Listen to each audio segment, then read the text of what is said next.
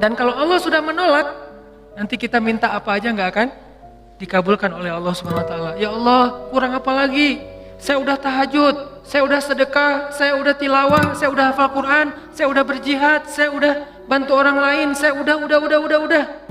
Kenapa saya hidupnya kayak gini ya Allah? Tanyakan kembali, istafti qalbak, tanya ke hatimu, kenapa kita melakukan itu? Karena Allah atau karena yang lain? Ri'a an-nas. Kadang-kadang kita melakukannya udah ikhlas, tapi di tengahnya riya. Jadi bisa jadi teman-teman, kita punya beberapa amalan, kalau kita nggak berani mengatakan banyak amalan, kita punya beberapa amal soleh, tapi hampir tidak ada satupun yang diterima di sisi Allah. Kenapa Ustadz? Ikhlas kok Ustadz? Di awal, bisa jadi di tengahnya riya. Enggak, di tengah saya tetap ikhlas, bisa jadi di akhirnya riya. Enggak, di akhirnya masih ikhlas, bisa jadi barusan aja riya. Setelah after years, setelah beberapa tahun. Sehingga kalau kita nggak punya modal amal soleh yang diterima di sisi Allah, gimana kita mau ngangkat kedua tangan kita? Makanya kadang-kadang kan ujiannya kayak gitu. Di awal udah ikhlas, saya nih pengen tilawah yang bagus karena biar orang-orang sholatnya pada khusyuk.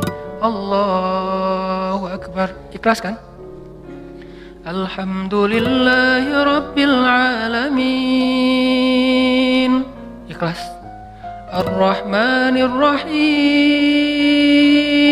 masih ikhlas. Maliki Yaumiddin. Ada yang nangis di belakang. Mulai bagus juga ya suara saya. Habis tuh. Teman-teman pikir imam dengan bacaan yang bagus berarti pahalanya lebih banyak dari teman-teman? Belum tentu. Bisa jadi makmumnya dapat untung dari bacaan yang bagus karena dia khusyuk, dia bisa nangis, dia bisa nyaman. Sementara imamnya nggak dapat apa-apa loh.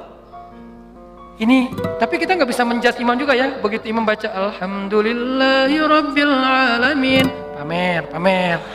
Nggak bisa. Entas jadi susah tuh. Semua salah ya, serba salah. Baca bagus salah, baca jelek. Imam nih bacaannya kok gini banget sih. Jadi serba salah. Ini bukan menjudge orang lain, udah aja masing-masing. Kalau imam bacanya bagus, ya kita husnuzon. Masya Allah bacaannya luar biasa. Kalau banyak orang yang khusyuk gara-gara ini, berarti pahalanya banyak banget nih. Kan kita cemburu ya. Si imamnya, astagfirullah, kalau gak dibagusin, Allah suruh yang bagus-bagus. Kalau bagus-bagus amat, ntar sombong. Karena emang bagus sih. Itu habis tuh. Aduh, ngeri banget teman-teman. Di tengah masih ikhlas, nggak kegoda. Kan riya itu kan bukan maunya kita ya. Riya itu kan wasawisus syaitan, yuwaswisu fi sudurin nas. Dia yang mengebisikin, tapi di akhir selesai datang, alhamdulillah Ustadz, sambil gini, ada tisu nggak? Saya baru pertama nangis dalam sholat, suara Ustadz luar biasa. Bapak nggak pernah dengar di YouTube saya. Sombong, ya. Bapak nggak baru kenal saya. Gitu, atau bukan karena pujian orang lain teman-teman, karena diremehin sama orang lain.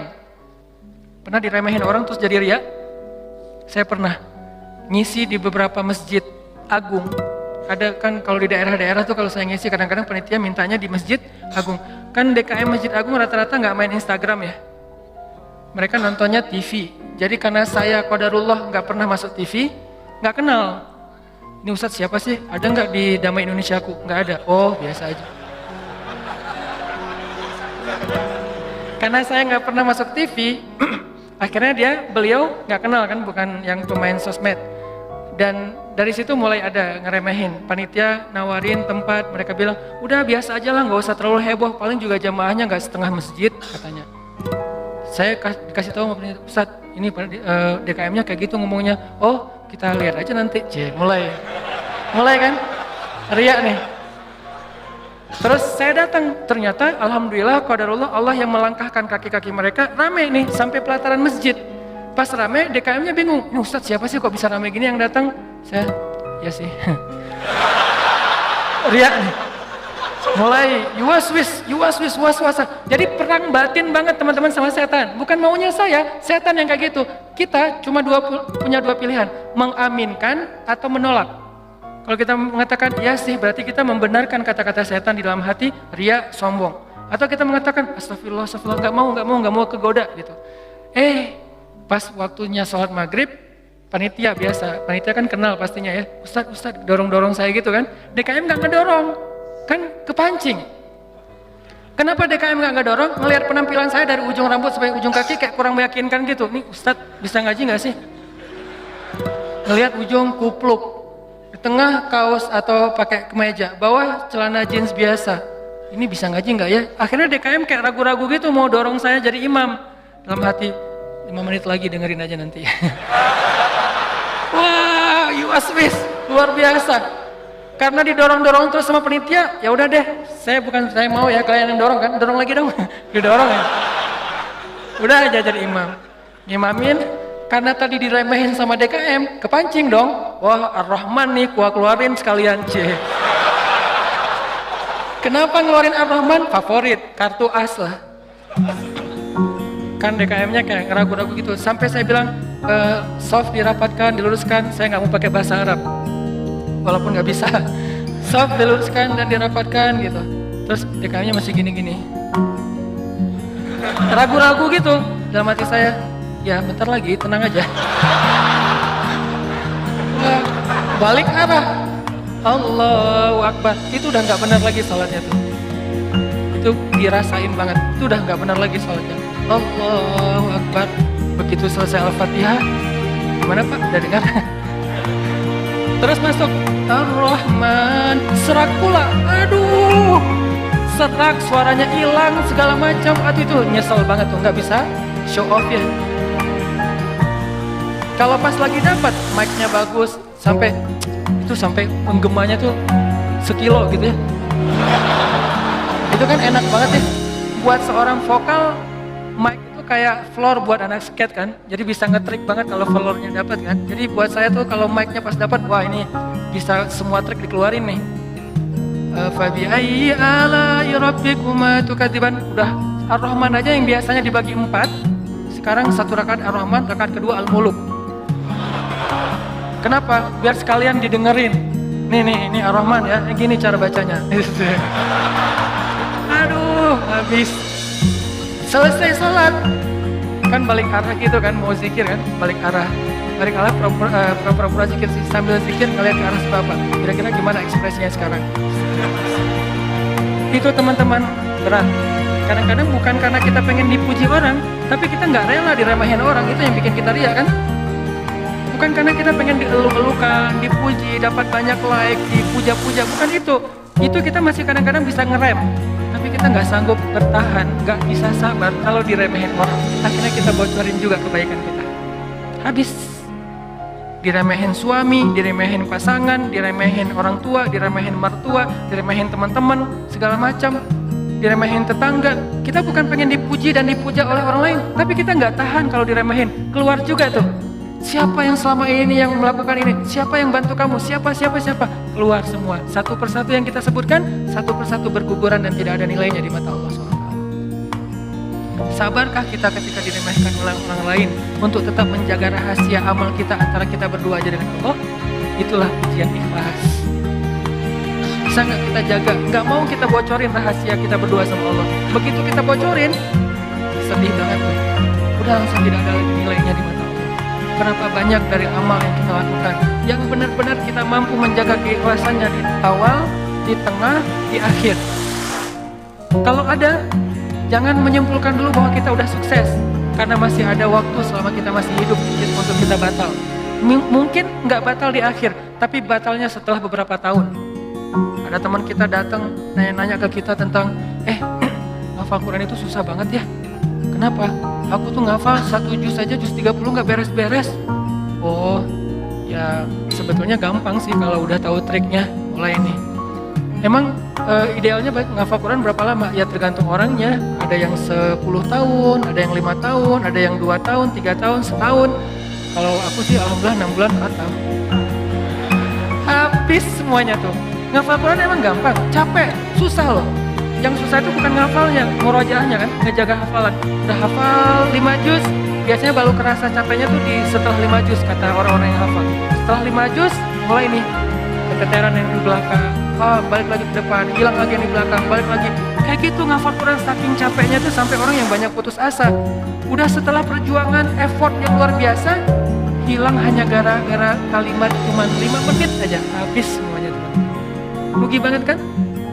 Jadi jangan dulu menyimpulkan bahwa kita itu udah pasti soleh, udah pasti istimewa, udah suci banget hanya gara-gara kita punya amalan soleh lebih banyak dari teman kita. Mungkin dia amalnya biasa-biasa aja, tapi dia karena biasa-biasa gak bisa ngeriain kan. Hafal 30 juz dengan hafal Al-Ikhlas, kira-kira mana yang pantas diriakan? 30 juz dong, Al-Ikhlas gak mungkin riak. Gimana kita mau riak? Gua udah hafal loh, apa? Al-Ikhlas. Apa yang mau diriain Al-Ikhlas? Yang ada Al-Ikhlas itu surat pelampiasan. Kalau udah mentok Al-Ikhlas. Sawa'un 'alaihim a'anzartahum. Perasaan tadi sebelum sholat lancar. A'anzartahum Qul huwallahu ahad. Biasanya gitu kan? Mentok-mentoknya Al-Ikhlas. Kenapa? Cuman Al-Ikhlas yang kita paling ikhlas. Kenapa tadi kok bacanya yang susah-susah? Pengen dong sesekali orang tahu kalau hafalan saya udah nambah kan gitu ya. Pengen dong orang tahu. Kayak kadang-kadang kan kita suka pengen melakukan sesuatu yang orang lain gak bisa lakukan. Membaca surat yang orang lain gak hafal surat itu jarang. Kalau Al-Ikhlas, Al-Falaq, An-Nas, Al-Kafirun masih oke lah. Karena Al-Kafirun suratnya agak susah kan. Banyak orang yang terjebak. La abudu ma ta'budun wala antum abidun ma a'bud. Kapan selesainya nih? Mutar aja di situ Al-Kafirun teh. Kalau Al-Ikhlas kan jarang yang terjebak. Kalau Al-Ikhlas juga sampai salah. Ini ngeri banget nih.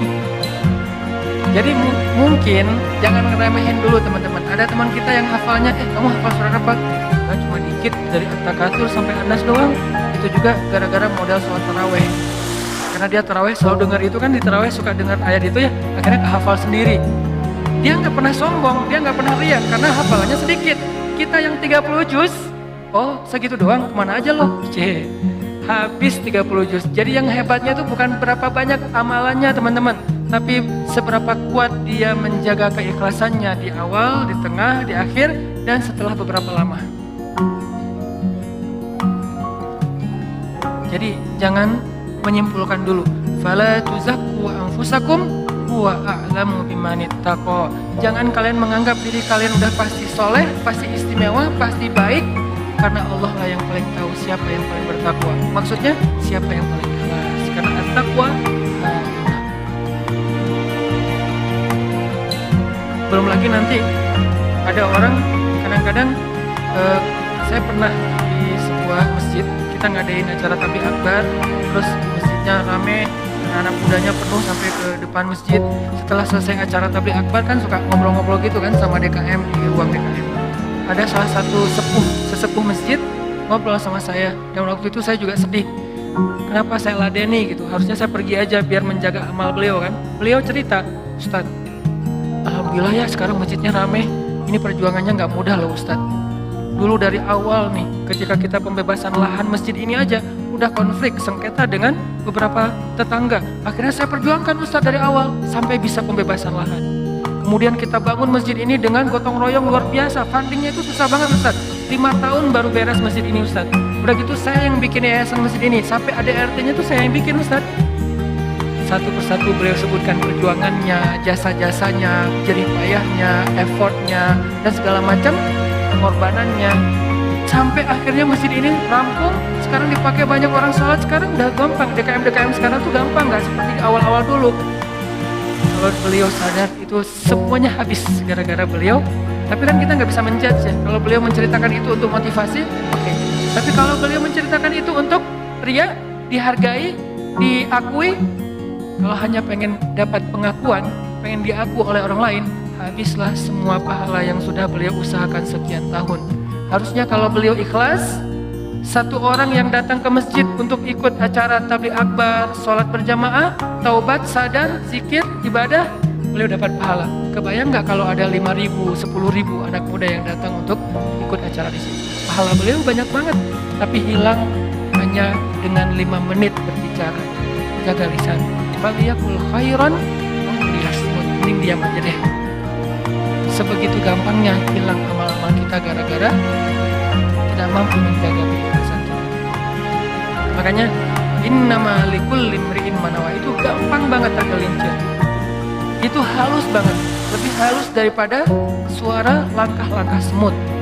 halus banget. Sampai kadang-kadang kita juga terjebak. Makanya di zaman Nabi itu kan ada cerita seorang sahabat Ansor yang tidak terkenal ibadah-ibadahnya, tapi Nabi bilang huwa min ahlil jannah, dia itu ahli surga. Apa kelebihan dia? Apa ibadah dia? Ibadah dia itu ibadah batin. Ketika dikepoin sama beberapa orang sahabat, sama seorang sahabat, kalau nggak salah Abdullah bin Amr bin As, dia kepo datang ke rumahnya. Ternyata rahasianya bukan ahli tahajud, bukan ahli sedekah, bukan ahli tilawah, bukan ahli kebaikan-kebaikan yang zahir. Dia kalau ngelakuin amalan yang zahir, yang standar-standar aja lah, yang wajib, yang kalau ditinggalkan pasti dosa, sholat pasti, cuman nggak ada yang lebih, biasa-biasa aja. Terus yang bikin dia istimewa, ternyata ibadah batin. Apa ibadah batin dia? Dia bilang, saya tidak pernah dengki kepada orang lain. Kalau ada orang yang dapat nikmat, saya orang pertama yang bahagia. Kalau ada orang yang dapat musibah, saya yang paling sedih. Kalau ada yang orang berbuat salah, saya langsung mendoakan dan memaafkan dia. Inilah ibadah batin dia, teman-teman. Makanya selain kita fokus memperbaiki ibadah zahir kita, sholat kita, cara takbir kita, cara semua ruku sujud kita, perbaiki juga ibadah batin kita. Karena kalau sampai ini rusak, yang lain sempurna, batal. Tapi kalau ini benar, yang lain cacat-cacat dikit, karena kita mungkin punya kekurangan, Allah yang akan perbaiki. Jadi ini teman-teman, tentang pentingnya belajar ikhlas. Dan ikhlas ini termasuk salah satu di antara ibadah juga. Jadi sekedar ikhlas saja itu udah ibadah. Sekedar niat aja itu udah ibadah. Belum melakukan udah jadi ibadah. Bukankah Nabi mengatakan siapa yang berniat berbuat baik lalu jadi melakukannya, maka dia mendapatkan 10 pahala kebaikan. Kalau dia berniat berbuat baik tidak jadi melakukannya, maka dia mendapatkan 1 pahala kebaikan. Siapa yang berniat berbuat buruk jadi melakukannya, maka dia dapat 1 dosa. Siapa yang berniat berbuat buruk tidak jadi melakukannya, dia dapat 1 pahala. Oh, baik banget ya. Niat aja dikasih pahala, baru niat tuh. Sehingga para ulama mengatakan kalau begitu, ayo kita berniat yang banyak. Dan memperbanyak niat itu disebut dengan istilah ta'addudin niyah. Ta'addudin niyah, memperbanyak niat-niat yang baik. Saya pengen ini, saya pengen itu, saya pengen. Semua kebaikan kita pengen. Maka pengen aja udah jadi pahala kebaikan yang utuh. Insya Allah tahun depan saya pengen umroh. Azam, niat yang kuat. Allah kasih saya rezeki, saya pengen umroh. Dan nabung, ternyata nggak cukup. Maka tahun itu Allah catat kita sudah melakukan ibadah umroh sempurna. Dan bisa jadi lebih sempurna daripada orang yang melakukannya secara fisik. Kenapa? Orang yang melakukannya secara fisik masih ada ujian ria. Lagi di mana? Lagi umroh, posting. Tapi nggak semua orang yang posting umroh itu ria ya. Ini ke diri kita lagi, balik lagi kepada diri kita. No judgment. Bisa jadi dia posting, bisa jadi dia tinggalnya di bintang 5. Kadang-kadang umrohnya bareng dengan teman. Kadang-kadang kegodanya gini, umroh nih bareng dengan teman. Pas lagi makan, kan di hotel suka pas makan saling ketemu gitu kan, saling sharing. Dari mana aja? Baru selesai tawaf. Wah, Masya Allah udah selesai tawaf aja. Kita baru aja tadi nggak jadi soalnya rame banget. Ya sih rame, tapi kalau kita buat azamnya pasti lewat lah bisa. Udah mulai nih. Udah berapa kali hari ini? Alhamdulillah baru 7 kali. 7 kali gara-gara kita ucapin. Niat mengucapkannya itu nggak ada riya teman-teman. Niat mengucapkan itu keceplosan aja pengen ngomong gitu. Alhamdulillah udah 7 kali. Alhamdulillah baru 7 kali. Niatnya nggak ada riyanya sama sekali. Tapi begitu selesai mengucapkan, orangnya mengatakan, Masya Allah luar biasa 7 kali. Hebat.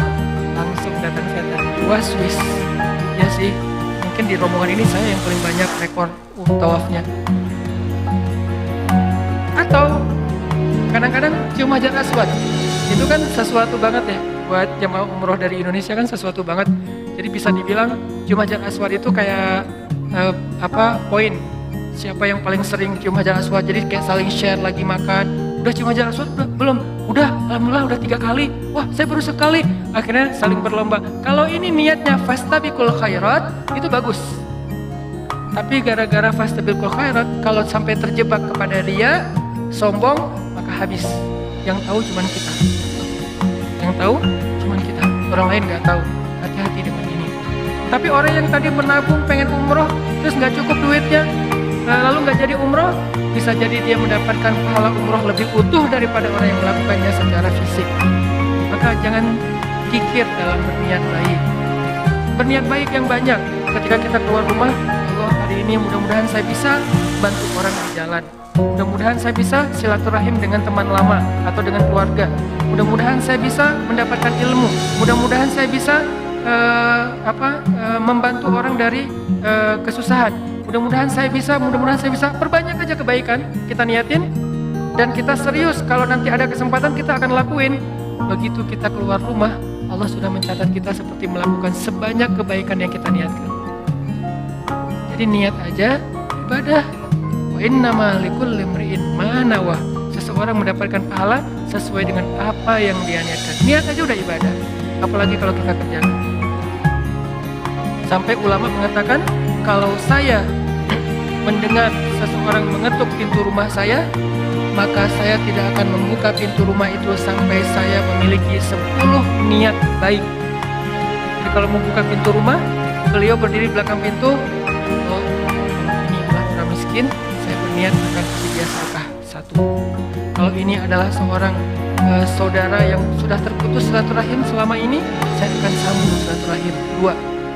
Kalau ini adalah seorang ulama, saya akan minta nasihat dari beliau dan ilmu 3. Kalau ini adalah seorang murid, saya akan kasih dia nasihat dan ilmu 4. Kalau ini adalah seorang yang berhutang, saya akan bayarkan hutangnya 5.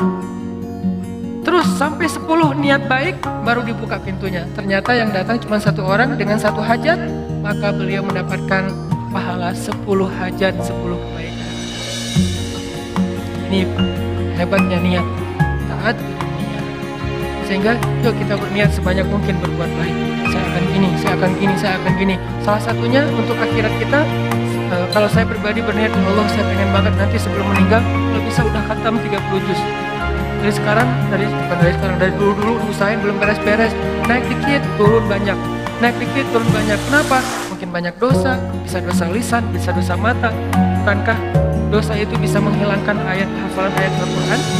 Dan kata Nabi, Al-Quran itu gampang hilangnya, lebih gampang daripada hilangnya otak yang liar. Cepat banget hilangnya. Enggak Ustadz, saya udah banyak dosa tapi nggak hilang-hilang. Ya nggak ada yang dihafal, apa yang mau dihilangin? Coba kalau mau tahu kita banyak dosa atau enggak, hafal Quran deh. Kalau susah, pasti banyak dosa. Kalau mau tahu itu cara kita untuk bisa mendeteksi dosa kita, salah satunya ya, hafal Quran. Coba, itu akan mendeteksi banget.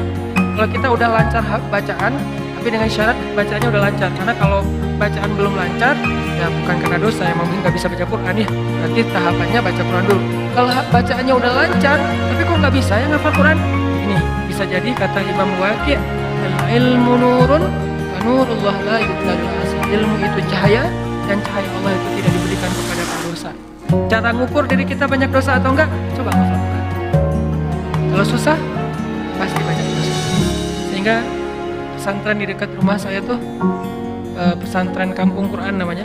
Dulu ada program daurah hafal Quran selama bulan Ramadan, 1 bulan 30 juz. Di Indonesia, di Cihanjuang, Cimahi. 1 bulan 30 juz. Pas saya diundang ke situ ngisi waktu subuh, saya bilang, "Ini programnya apa Ustadz? 30 juz 1 bulan." Saya dalam hati, emang bisa. Saya tuh udah lebih 10 tahun gak beres-beres. Ngeremehin gitu kan. Ternyata ada yang bisa. Dari sekian puluh siswa atau santri, ternyata sekitar hampir 10 orang khatam sebulan 30 juz lancar teman-teman. Sebulan 30 juz lancar. Modalnya mungkin cuma juz 30 doang pas baru datang. Dan metodenya Ustadz? Ternyata metodenya itu nggak rumit-rumit, sederhana. Kalau mereka ngerasa susah hafalan, disuruh sholat taubat terus istighfar. Gitu doang. Kalau kok susah banget ya? Kan kadang-kadang ada halaman yang mudah, ada halaman yang susah ya. Yang biasanya kalau lagi enak tuh moodnya dapat, bisa sekali duduk 2 lembar langsung hafal dan lancar. Kalau lagi nggak dapat, 1 ayat aja nggak beres-beres.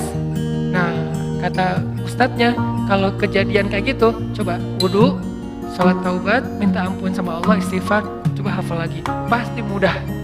Dan itu terbukti. Ternyata kayak gitu caranya. Cuman ya butuh istiqomah juga. Jadi teman-teman, perbanyak niat yang baik. Niat apa aja, termasuk saya nanti kalau udah punya rezeki, udah punya usaha sendiri, saya pengen punya panti asuhan 1000 anak yatim. Tapi niatnya yang kuat ya. Kalau ternyata itu baru terwujud setelah 20 tahun, la tahzan, gak usah bersedih, gak usah berkecil hati. Kenapa? Sejak kita berniat punya pesantren, punya panti asuhan 1000 anak yatim, walaupun terwujudnya setelah 20 tahun, pahalanya itu dihitung dari awal berniat, bukan ketika terwujud. Keren kan niat tuh? Jadi pahalanya dihitung dari ketika kita berniat, bukan ketika itu terwujud. Kalau terwujud, dilipat gandakan 10 kali lipat. Sebelum terwujud, dihitung satu kebaikan yang utuh. Misalnya, saya dalam hati saya punya niat, saya nanti mau bikin camp pengungsi. Kalau kemarin yang saya datang sama teman-teman itu kan camp pengungsi Suriah yang ada di Turki. Artinya para pengungsi yang udah aman kondisinya, kita coba bantu kecil-kecilan. Nah ini dikasih lagi tanah sama Erdogan, sama Turki, lewat Menteri Biniatnya, lewat Golden Future kita kerjasama di Aleppo perbatasan dengan Turki, di dalam Suriahnya. Yang nggak bisa nyebrang, yang nggak bisa ngungsi keluar negeri, maka ditampung di situ, dikasih berapa hektar tanah, disuruh coba kalian bisa nggak bikin camp di situ. Saya punya niat, saya akan coba bareng-bareng dengan Golden Future harus punya camp di Aleppo bagian perbatasan Turki yang menampung minimal 100.000 pengungsi Suriah. Itu kan niatnya. Kapan terwujud? Allahu a'lam. Yang penting saya ikhtiar aja dulu dari sekarang, mulai membangun sosmed. Saya harus banyak followers. Kenapa? Makin banyak followers, insya Allah funding untuk kemanusiaan lebih gampang. Terus juga membangun jaringan beberapa tempat di seluruh Indonesia supaya kita kerja bareng-bareng untuk selain kemanusiaan di Suriah, kemanusiaan juga di Indonesia, bikin kegiatan-kegiatan dakwah anak muda. Tapi salah satu target goals saya itu adalah bisa ngebantu korban-korban perang, bukan membantu perang, membantu korban perang. Kalau membantu korban perang kita datangnya bawa roti, bawa gandum, bawa obat-obatan. Kalau membantu perang kan bawa senjata ya. Jadi saya megang senjata juga belum pernah. Nah, niatnya 100.000 pengungsi di camp di dalam Suriah untuk membantu mereka. Kapan terwujud? Sebutlah 10 tahun lagi baru terwujud. Saya apakah baru dapat pahala setelah 10 tahun? Enggak. Dari sejak awal saya berniat, kalau saya mampu ikhlas, maka saya mendapatkan pahala yang sama. Berarti setiap hari itu saya kayak ngasih makan 100.000 pengungsi Suriah di Aleppo setiap hari. Keren kan niat tuh? Kenapa kita nggak melakukan hal yang sama? Kenapa kita nggak berniat aja kayak gitu? Saya akan ikut juga dengan program Ustadz Hanan. Walaupun sekarang saya belum bisa support dana, tapi insya Allah kalau saya ada dana nanti saya pasti akan ikut nyumbang. Saya juga akan funding dengan teman-teman saya. Niatin aja. Dengan niat aja, kita udah ngasih makan anak yatim di Suriah itu 100.000 orang daily, setiap hari. Wa innama likulli imri'in ma nawa. Kenapa kita nggak berniat yang banyak? Kenapa kita kikir dalam niat? Belum lagi nanti kita niatkan yang lain-lain. Saya punya niat misalnya pengen banget dengan kita mendakwahi anak-anak muda, dengan kita bikin sebuah gerakan anak muda, suatu saat dari mereka lahir seorang pemimpin yang saya sering ulang-ulang, yang hafiz Al-Quran, yang takut kepada Allah, yang imamin kita sholat di Masjid Istiqlal, dan yang muazzinnya adalah wakil presiden, yang imamnya presiden. Kalau itu terwujud, lalu makmumnya seluruh Indonesia, itu kan keren banget ya. Kalau belum terwujud, saya tetap dapat pahala niat itu kalau masih ikhlas. Berniatlah sebanyak mungkin, berniatlah seluas mungkin. Jangan tanggung. Enggak, kalau 100.000 kegedean, udah aja 10 orang. Kenapa tanggung-tanggung? Memangnya buat kita rugi kalau kita niat 100.000 orang kita kasih makan? Udah aja niat. Tapi nggak mungkin tercapai. Siapa bilang nggak mungkin? Banyak hal yang sekarang saya alamin secara pribadi dan bersama teman-teman di Pemuda Hijrah itu kejutan loh dari Allah. Dulu mungkin kita anggap itu mimpi bisa pergi ke camp Suriah yang ada di Turki, mimpi bisa dakwah ke anak-anak, teman-teman anak-anak muda bisa bareng-bareng, mimpi bisa ini bisa itu segala macam. Itu kayak mimpi, tapi Allah wujudkan. Kenapa? Intasbillah yasduka. Kalau kamu jujur kepada Allah, Allah juga akan jujur kepada kamu. Ya Bani Israil azkuru ni'mati allati an'amtu alaikum wa awfu bi'ahdi ufi bi'ahdikum. Tunaikanlah janji kalian kepada aku tunaikan janji aku kepada kalian. In tasduqillah yasduqka. Jujurlah kepada Allah, Allah jujur kepada kalian. Ihfazillah yahfazka. Jaga Allah, Allah jaga kalian. Fadkuruni azkurkum. Ingat aku ingat kalian. Selalu kayak gitu, kaidahnya sama. Walaupun redaksinya berubah.